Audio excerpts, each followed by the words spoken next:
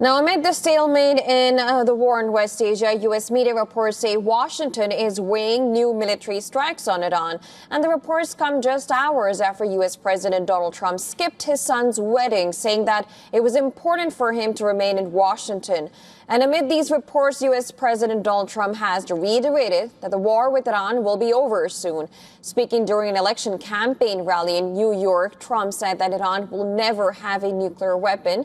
The issue of nuclear weapons is among the key sticking points of Iran-U.S. negotiations. They said, why? I said, because Iran is going to have a nuclear weapon if we don't stop them. And I said, we're going to have to do it. And we have stopped them. They're not going to ever have a nuclear weapon. They're never going to have a nuclear weapon. And we'll have that over with soon. It'll be over with soon. And amid these developments, Pakistan's Army Chief Asim Munir arrived in Tehran, where he was welcomed by Iran's Interior Minister Escalating Iran-US and Pakistan's Mohsin Naqvi. The Pakistani military described Munir's visit as part of ongoing mediation efforts. However, Iran's Foreign Ministry spokesperson Ismail Baqi has cautioned that the visit did not mean that the two sides have reached a turning point or a decisive situation. And furthermore, Iranian media quoted Baqi as saying that disagreements between Iran and the U.S. were so deep and extensive that it is not certain that a deal can be reached within a few weeks or months.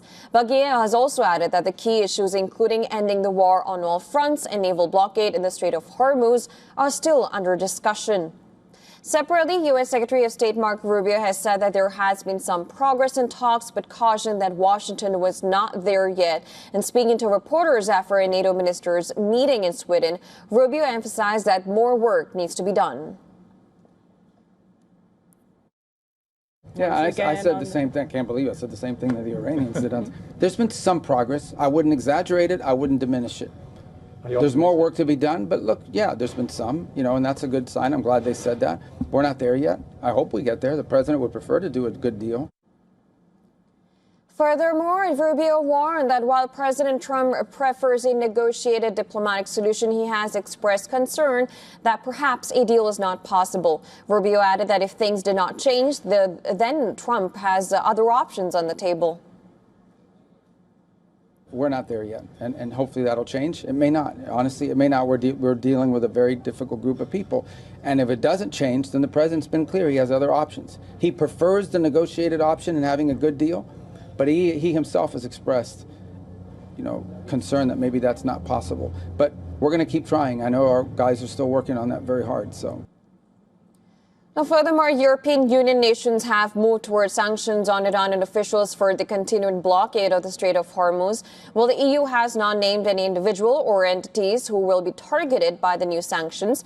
The move is being seen as a step towards expanding the scope of its current sanctions on Iran. In other development, one of the world's largest defense shows, the Royal International Air Tattoo, has been cancelled due to the Iran war, and the defense show was scheduled for July 17th to 19th in the UK.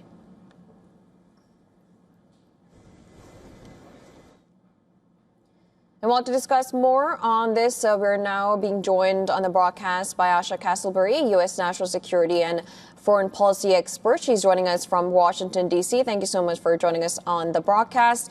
I quickly begin with, of course, the U.S. media reports that say the United States is now considering new military strikes on Iran, though there's no final decision that has been made yet. And we've seen Trump, even not attending his son's wedding, and we've seen visuals of his motorcade rushing back to Washington, D.C. Do you think there's a possibility of resumption of strikes at this point?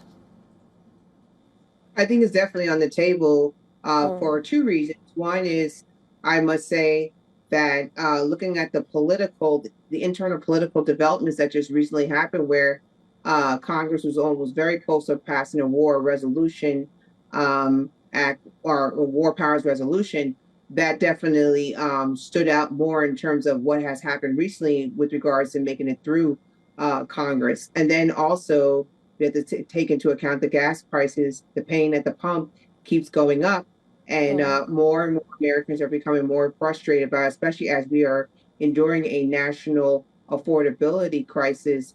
And then as far as the Strait of Hormuz, I mean, it's like a stalemate. Yes, we have a U.S. blockade, but There's still some significant critical threat levels for the United States. There has been some cargo ships that have been able to navigate through the Strait of Hormuz, but it's still at a significant low rate. And then we're still seeing that very little contributions from the international community. So I think all these different factors is what's pressuring President Trump to consider a more defense approach moving forward.